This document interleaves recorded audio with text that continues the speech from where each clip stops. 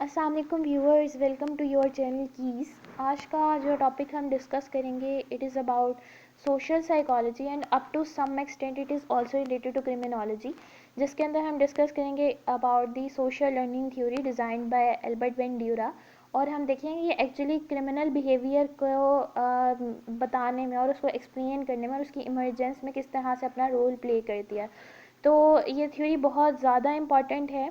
और अगर आप लोगों के पास टाइम कम है, क्योंकि ये वीडियो लंबी होगी, तो मैं आपको रिकमेंड करूँगी कि कुछ दिनों में मैं अपने चैनल पे इसी जो थ्योरी है इसको शॉर्टली एक्सप्लेन करूँगी किसी और वीडियो में। तो आप काइंडली उस वीडियो को ज़रूर चेकआउट कर लीजिएगा अगर आप के पास टाइम कम है तो स्टार्ट करते हैं। वीडियो शुरू होने से पहले मेरी गुजारिश है कि प्लीज़ मेरे चैनल को सब्सक्राइब कर दीजिएगा। वीडियोस को मैं ज़्यादा से ज़्यादा शेयर करें, लाइक करें, क्योंकि मैं भी चाहती हूँ ग्रो कर सकूँ मैं ज़्यादा से ज़्यादा। तो हेल्प करें मेरी इस कम्युनिटी में सर्वाइव करने की, as I am a toddler in this platform. तो हेल्प करें, आपकी बहन को आपकी बहुत ज़रूरत है। तो स्टार्ट करते हैं। बिस्मिल्लाहिर्रहमानिर्रहीम। अगर हम इसकी डेफिनेशन के की बात करें तो बेसिकली जो हमारी सोशल लर्निंग थ्योरी है ये कहती है कि एक इंडिविजुअल जो है वो लर्न करता है सोशल बिहेवियर को फ्रॉम द एनवायरनमेंट। और जब वो एनवायरनमेंट से किसी चीज़ को ऑब्ज़र्व करता है और उसके बाद अपने बिहेवियर के ऊपर उसको इमिट करता है, तो उस तरह से वो एक पर्टिकुलर बिहेवियर को अल्टीमेटली एक्वायर कर लेता है। लाइक उसने सराउंडिंग में अपना कुछ देखा, एनवायरनमेंट में कोई चीज़ हो रही है और एज अ रिज़ल्ट उसने उस चीज़ के ऊपर गौर किया और उसके ऊपर मुशाहिदा किया और उसके बाद उस चीज़ को अपना लिया और अपने बिहेवियर के अंदर उसको शामिल कर लिया। तो इस तरह से वो अल्टीमेटली अपना बिहेवियर उस ऑब्जर्वेशन के अकॉर्डिंगली एक्वायर कर लेगा। इसके अंदर कुछ हमारे कॉग्निटिव प्रोसेसेस आते हैं जिसको मैं अपनी एक और वीडियो में भी एक्सप्लेन करूँगी। इसके अंदर साथ साथ कॉग्निटिव प्रोसेसेस के साथ साथ कुछ सोशल कॉन्टेक्स्ट भी अकर होते हैं जिसकी वजह से एक पर्सन डायरेक्टली ऑब्जर्व कर रहा होता है अपनी एनवायरनमेंट को। अब यहाँ पे कुछ टर्मिनोलॉजीज़ की बात आएगी, लाइक रीइंफोर्समेंट वगैरह, उसका क्या इफ़ेक्ट पड़ता है हमारे बिहेवियर के ऊपर। इसमें plus different types of reinforcement and कुछ फिनोमिनास के बारे में मैं डिस्कस करती हूँ। तो चलिए उनके बारे में हम देखते हैं। सबसे पहले जिस पर्सन ने इस थ्योरी को स्टेट किया था उसका नाम था एल्बर्ट वेंड्यूरा। उसने अपने कोलीग के साथ मिल के 1963 के अंदर इसके बारे में बयान किया, लेकिन इसकी जो फर्दर इलेबोरेशन और डिटेल है वो 1977 के अंदर शाया की गई। इसका बेसिकली कॉन्टेक्स्ट ये है कि बिहेवियर जो होता है ना वो टोटली बिहेवियरल नहीं होता या फिर सिर्फ कॉग्निटिव प्रोसेसेस के ऊपर लाए नहीं करता, बल्कि सोशल कॉन्टेक्स्ट एक अहम और मुमद्दो फैक्टर के तौर पे जो है सामने आता है किसी भी बिहेवियर की एक्वायरिंग में और उसकी इमरजेंस में। लर्निंग ऑब्जर्वेशन के थ्रू होती है। और अगर जो है कोई पर्सन ऑब्जर्व करे किसी बिहेवियर को और साथ में देखे कि उसके कॉन्सिक्वेंसेस क्या आ रहे हैं, क्या उसके रिजल्ट्स आ रहे हैं, और उसकी बेसिस के ऊपर वो किसी बिहेवियर को एक्वायर करे, तो हम उसको कहते हैं विसरस री। ठीक है। अब यहाँ पे उन्होंने कहा है कि लर्निंग जो होती है ना हमारी ऑब्जर्वेशन, ठीक है, और इसके साथ साथ कुछ और decision making processes, cognitive processes और सारे परफॉर्मेंस और बिहेवियर के ऊपर भी डिपेंड करती है। और परफॉर्मेंस और बिहेवियर एक अहम फैक्टर है और ये भी देखा जाता है कि एक्चुअली परफॉर्म उस बिहेवियर को कर कौन रहा है। लाइक अगर हम एक बच्चे की एग्जांपल लें और उसके सराउंडिंग में सबसे ज़्यादा जो उसके अटेंशन जिस चीज़ पे होती है वो उसके पेरेंट्स होते हैं, और जब वो अपने पेरेंट्स को कोई बिहेवियर करते हुए देखते हैं तो ऑब्वियसली वो उसको एक्वायर करने की कोशिश करते हैं। अब यहाँ पे जो फिनोमेना पूरा हो रहा है इसको हम कहते हैं मॉडलिंग। जो पर्सन जो बिहेवियर परफॉर्म कर रहा है वो मॉडल होता है, और जो पर्सन उस मॉडल को देखते हुए अपना बिहेवियर को एक्वायर कर लेता है वो ऑब्जर्वर होता है। और ऑब्जर्वर और मॉडल का जो रिलेशनशिप होता है ये बहुत ज़्यादा अहम होता है, क्योंकि इसी की बेसिस के ऊपर एटीट्यूड की भी फॉर्मेशन हो रही होती है और एटीट्यूड से अल्टीमेटली हमारे बिहेवियर की आउटकम्स आ रहे होते हैं। री इन्फोर्समेंट बहुत ही अहम किरदार अदा करती है किसी भी किस्म की लर्निंग के शाया होने में या फिर उसके वकूफ़ पज़ीर होने में। प्लस यहाँ पे ये भी देखा जाता है कि अगर किसी लर्नर ने पैसिवली अपना कोई इन्फॉर्मेशन हासिल किया है और उसके बाद जब उसने इन्फॉर्मेशन ले ली यानी ऑब्जर्वेशन कर ली मॉडलिंग के थ्रू, तो उसके बाद उसने अपनी एनवायरनमेंट के ऊपर उस तरह का बिहेवियर शो करवाया, और जब उसने बिहेवियर को शो करवाया तो अल्टीमेटली एनवायरनमेंट के ऊपर क्या इफेक्ट पड़ा। तो इस तरह के सारा का सारा जो रिलेशनशिप होता है उसको हम रेसिप्रोकल डिटर्मिनिज्म कहते हैं।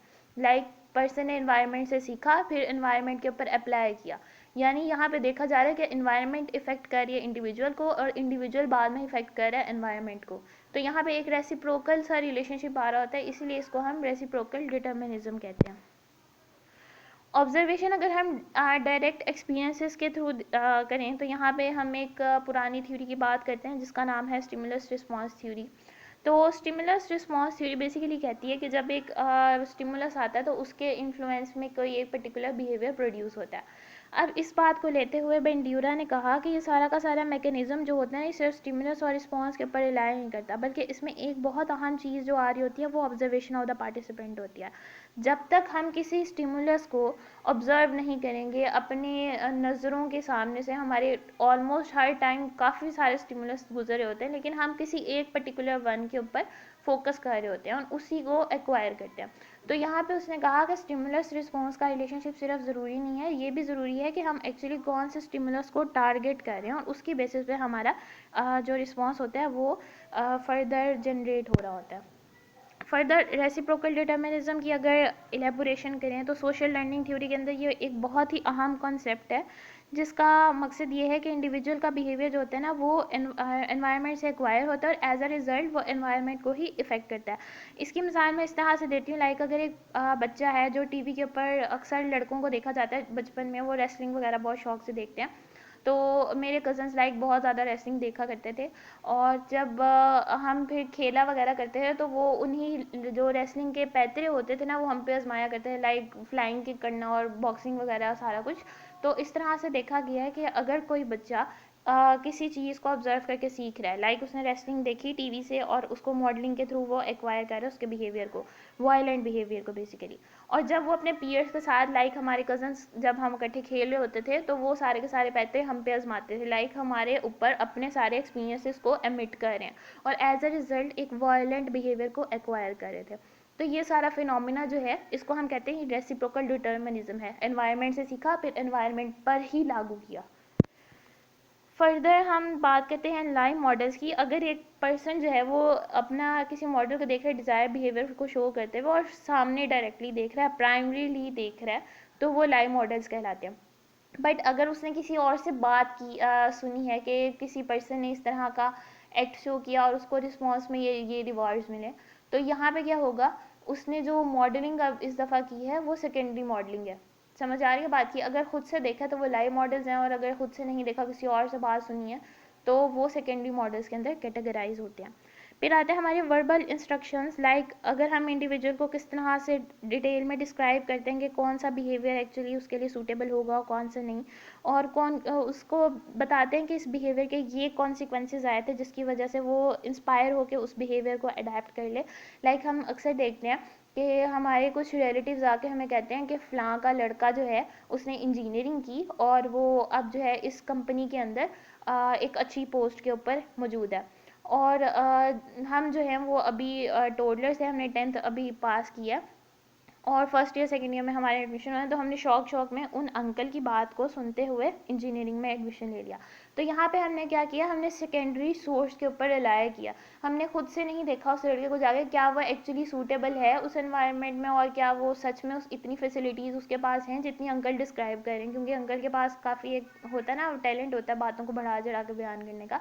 तो उस चीज़ के ऊपर हम रिलाय कर रहे हैं जो अंकल ने कहा, हम डायरेक्ट ऑब्जर्व नहीं कर रहे किसी भी लाइव मॉडल को। तो यहाँ पे जो इंस्ट्रक्शंस जो हमें सेकेंडरी मॉडल से मिली हैं वो सारी की सारी वर्बल इंस्ट्रक्शंस थी।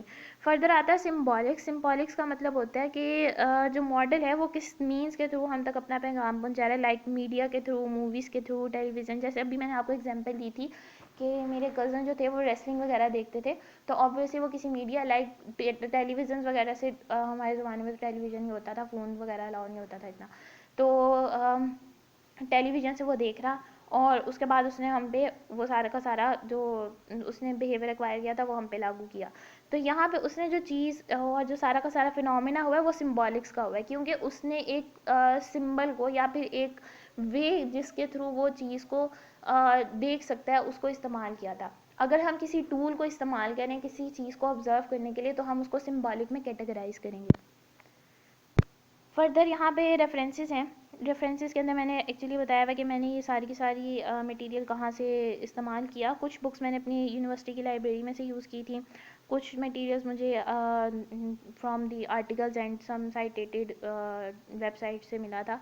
तो एंड पे फिर मैं कहूँगी कि प्लीज़ मेरा चैनल सब्सक्राइब कर दीजिएगा, मुझे बहुत ज़रूरत है आपके सपोर्ट की। शुक्रिया, अल्लाह हाफिज़। प्लस एक और बात, अगर आप लोग किसी भी किस्म की वीडियो चाहते हैं तो आप मुझे कमेंट सेक्शन में बता सकते हैं, मैं अगली वीडियो अगर मुझे आता हुआ तो मैं उसके ऊपर ज़रूर बनाऊँगी। शुक्रिया।